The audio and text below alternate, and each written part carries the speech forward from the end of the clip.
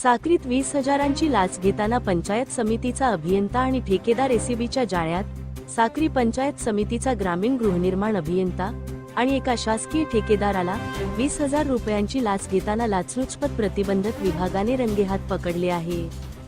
शबरी आवास योजनेअंतर्गत घरकुलाचे उर्वरित अनुदान काढण्यासाठी ही लाच मागण्यात आली होती।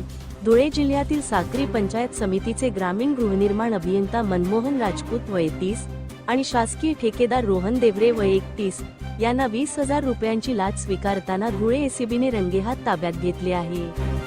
तक्रारदार आणि त्यांच्या नातेवाईकांना मौजे जामदे येथे शबरी आवास योजनेअंतर्गत घरकुल मंजूर झाले असून घरकुलाच्या अनुदानाचे उर्वरित हप्ते काढण्याच्या मोबदल्यात अभियंता राजपूत याने 13 ऑगस्ट 2026 रोजी 20,000 रुपयांच्या लाचेची मागणी केली होती, ज्याची पडताळणी एसीबीने 17 ऑगस्ट रोजी पंचांसमक्ष केली। यापूर्वीही एका महिन्यापूर्वी राजपूत याने प्रत्येक घरकुल धारकाकडून 5,000 रुपयाप्रमाणे 25,000 रुपये घेतल्याचे तक्रारीत नमूद आहे।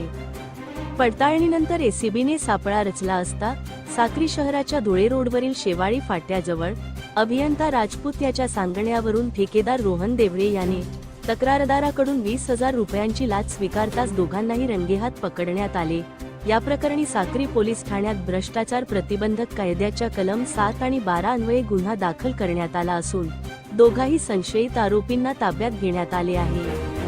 ही कारवाई पोलीस अधीक्षक भारत तांगडे, अप्पर अधीक्षक प्रदीप मैराळे आणि कविता फडतरे यांच्या मार्गदर्शनाखाली, धुळे एसीबीचे उपाधीक्षक सचिन साळुंखे यांच्या पर्यवेक्षणाखाली, पोलीस निरीक्षक पद्मावती कलाल आणि त्यांच्या पथकातील पोलीस निरीक्षक Yashwant Borse, police head constable Rajan Kadam, Mukesh Ahire, Santosh Pawara, police constable Prashant Bagul, Makarand Patil, Pritesh Chaudhari व सुधीर मोरे यांनी केली असून नागरिकांनी लाचखोरांच्या तक्रारीसाठी पुढे यावे असे आवाहन एसीबीने केले आहे।